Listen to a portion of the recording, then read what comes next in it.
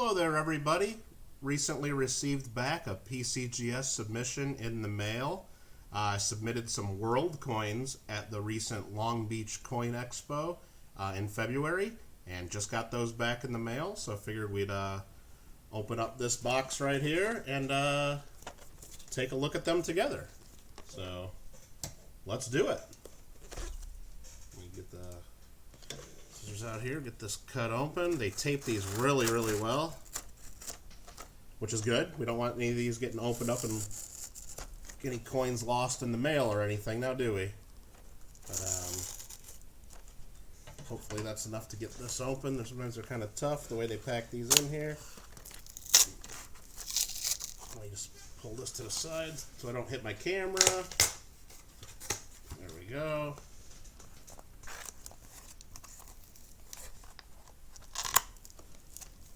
Oh, looks like they gave me a blue box this time. Maybe they ran out of those new black ones they have. I don't know. So I just had a bunch of stuff fall out there. Empty box. We'll toss that to the side. They gave me a US submission form, even though it's an order of world coins. I guess that's okay. And some advertisement for PCGS grading specials and Great Collections auctions. There you go. Toss those to the side for now. There's our blue box full of coins. They just tape them shut too, so we got to get through that.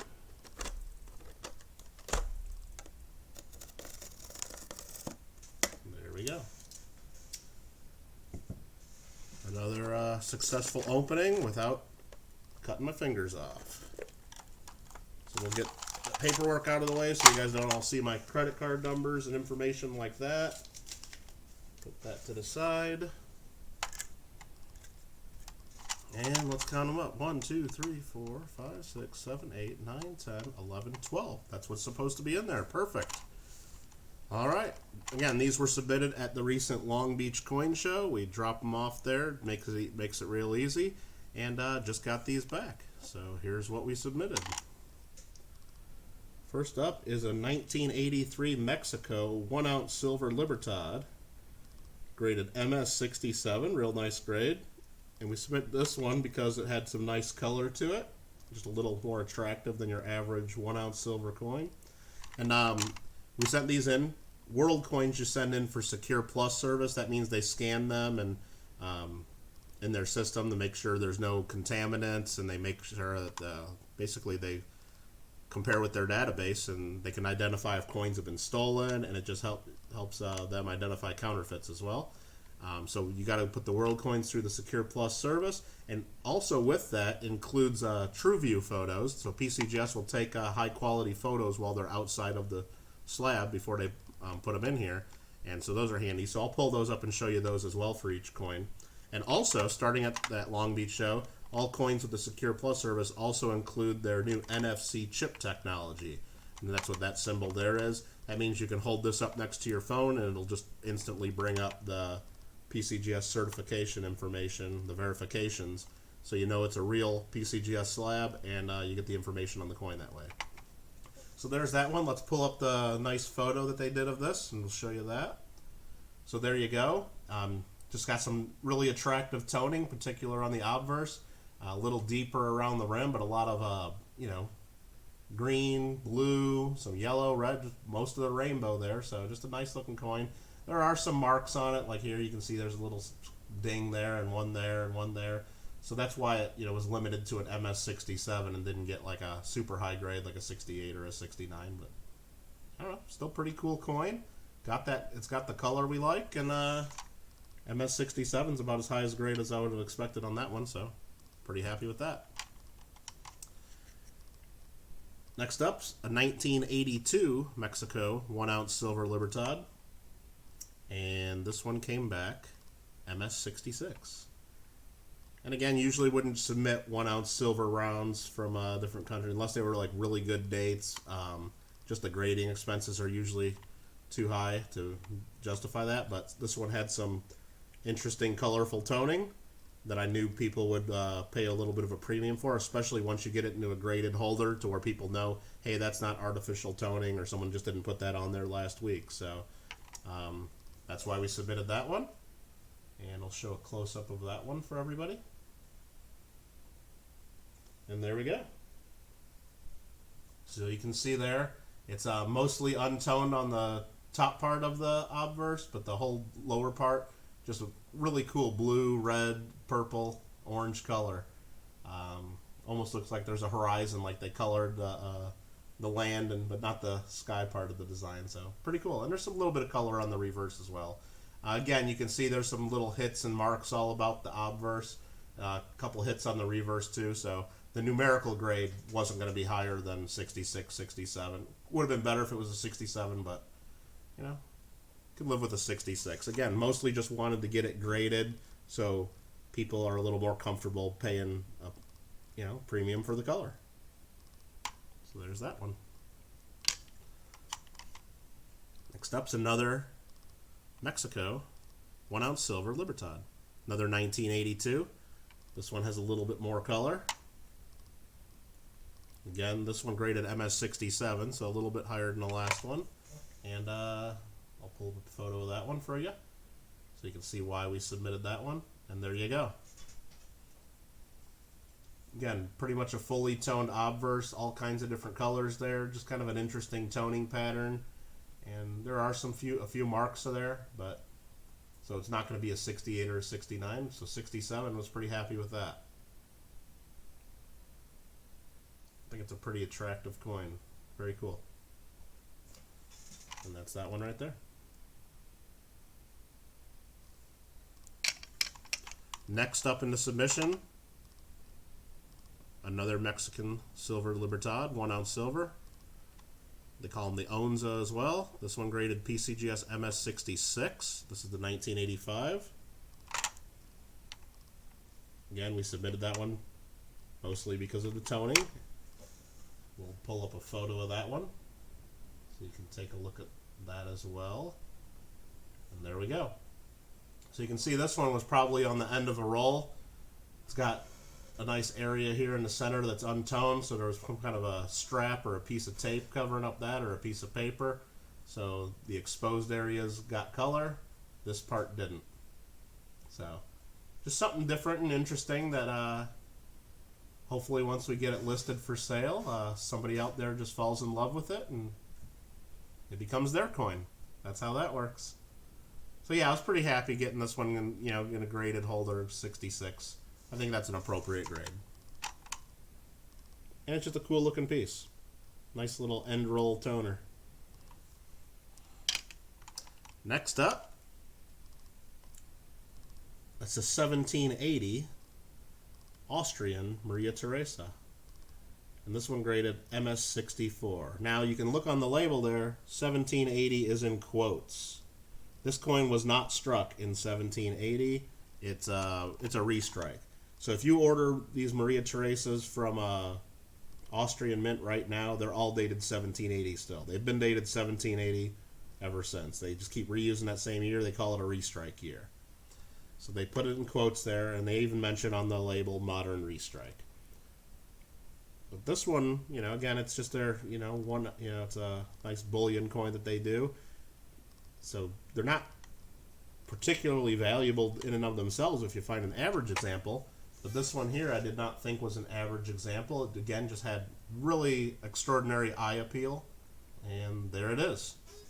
As you can see, it just got that obverse color. It's got like those sunrise, sunset colors. Just lots of yellows and oranges and reds, and even a couple other colors popped in here and there, and just really attractive overall piece. Now I thought this one was going to grade a little bit higher. I was surprised it came back MS64. I thought it was going to get a 65 or a 66. And looking at the close-up photo here, I'm not seeing any major issues of why it shouldn't be the higher grade. And I just don't know. I think got a little bit robbed on that one. But you know what? Can't always get, you know, the grading is not an exact science. It's an opinion. And when PCGS grades these, they have a few different graders look at them, and then they kind of average out the grades, and they have a finalizer, you know, look at it too and make sure they agree with the consensus. And you know, maybe one of the graders thought it was a 66, and the others thought it was 64. So I'll have to take a closer look at that one to see if I can figure it out. But first impressions, looking at the photo and looking at the coin again now, I think it's a 66, and so I probably would have even been a little unhappy with a 65, but 64 I think is just way too low. Next up, 1947 S San Francisco, Philippines, General MacArthur commemorative. So it's minted in San Francisco by the U.S. Mint, but it was minted for the Philippines. So this is, before that, 1903 to 1945, the Philippines was part of the U.S. territory, and then later it was a Commonwealth. So the U.S. made a bunch of coins. Those were all U.S. Philippines coins during that area. But this one was minted after Philippine independence, after World War II. So that's why it's actually a Philippines coin, but it's still minted by the U.S. Mint at that time. So real popular, commemorative for Douglas MacArthur. Take a close-up look at that one. And again, we submitted this one because it has that beautiful rim toning, rainbow colors. Just an attractive overall example. There are a lot of like little marks and hits on the high points, and even a few in the field there hit from other coins. So knew it wasn't going to get a very high grade. Overall, really happy that it came back MS65. Not going to complain about that. Next up, it's a 1968 Czechoslovakia 50 korun. And this is a commemorative. The obverse is dated 1918 to 1968 for the 50-year anniversary of Czechoslovakia. The reverse has a dual date 1948 to 1968, and I believe that's 20th anniversary of the Socialist Republic or People's Republic of Czechoslovakia. So it's a kind of a dual commemorative. Again, not super valuable in and of itself, but if you get an attractive one, it adds some value. So this is what that one looks like. Again, just a really nice rainbow rim toning on it. And just a really cool design overall too. Just a really cool commemorative.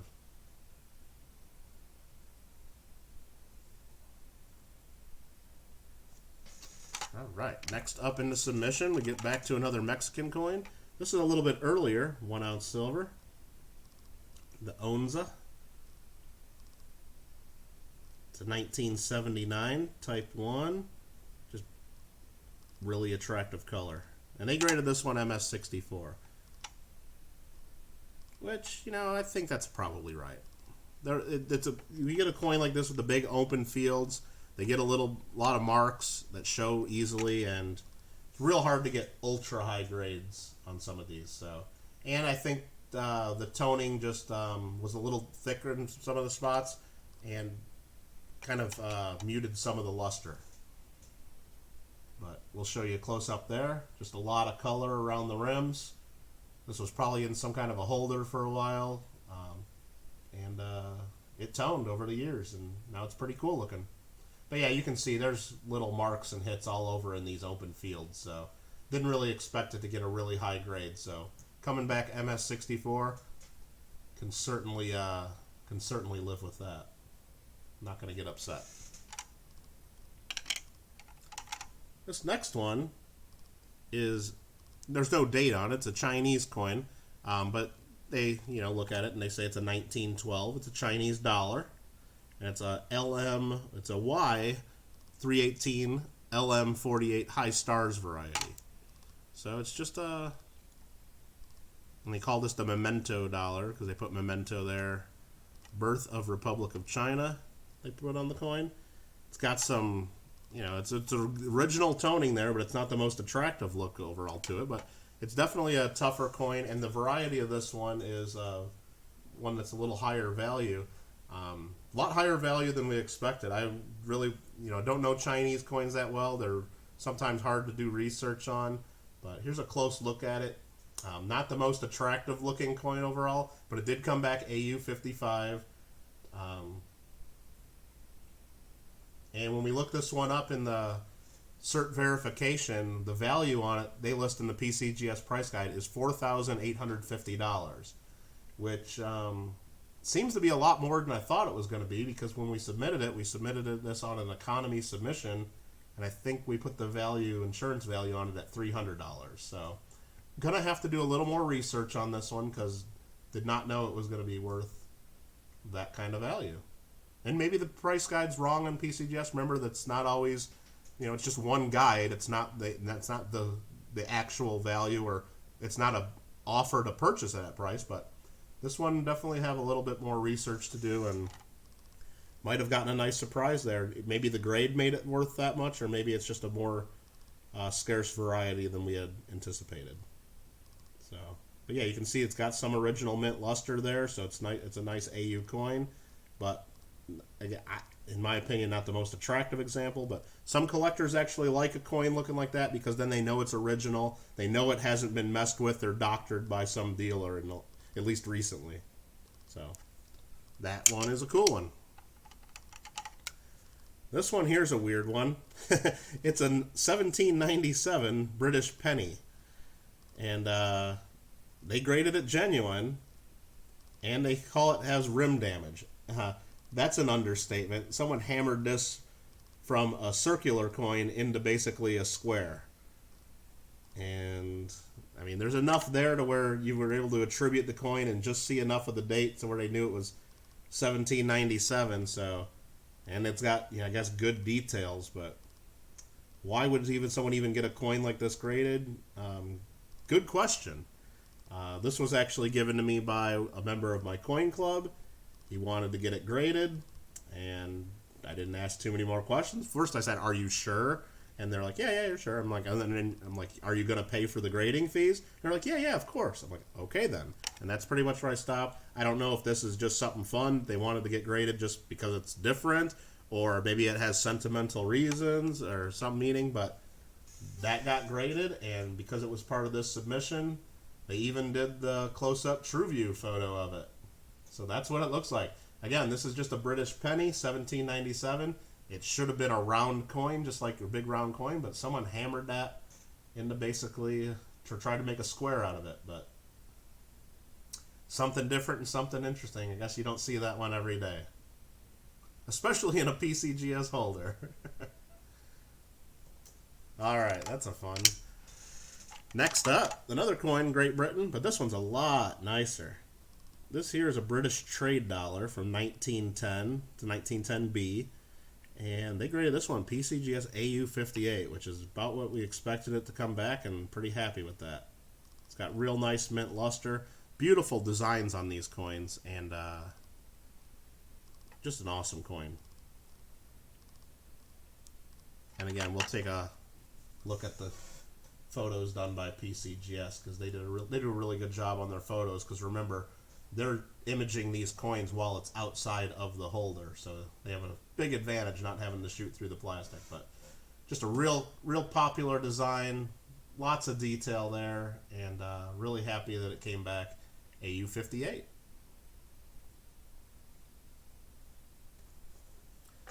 Last up in this submission, it's a 2003 Australian dollar, 1 ounce silver, from the Lunar Series, Year of the Goat. Now, some of these Chinese Lunar Series coins, or sorry, not Chinese, Australian Chinese Lunar year, different ones, they go for some big value just because they're highly collectible, and some of them are scarcer than others. But this one here was sent in mostly because it has really cool toning too. So just a really nice Australian piece, Year of the Goat, 1 ounce silver, and we'll pull up the photo on that one too, because this webcam that we're using to shoot the stream, or not the stream, but the video, is just not doing it justice. There we go. You can see here just tons of purple, blue, pink color, and then tons of blue color on this side as well. Just beautiful coin. And again, those Lunar Series from the Perth Mint, Australia, they're just real popular. So with that, that's another PCGS unboxing. Hope you guys enjoyed it. Next time I get a submission back, I'll try to do the same thing. I don't send in tons of coins, but when I get them back, I'll try to share them with y'all. And you'll probably see some close-up videos, individual videos on some of these coins in the next few weeks as well. Again, if you have any comments about any of these coins or any questions about any of this, please leave comments below. Otherwise, until next time, keep having fun with those collections. Thanks.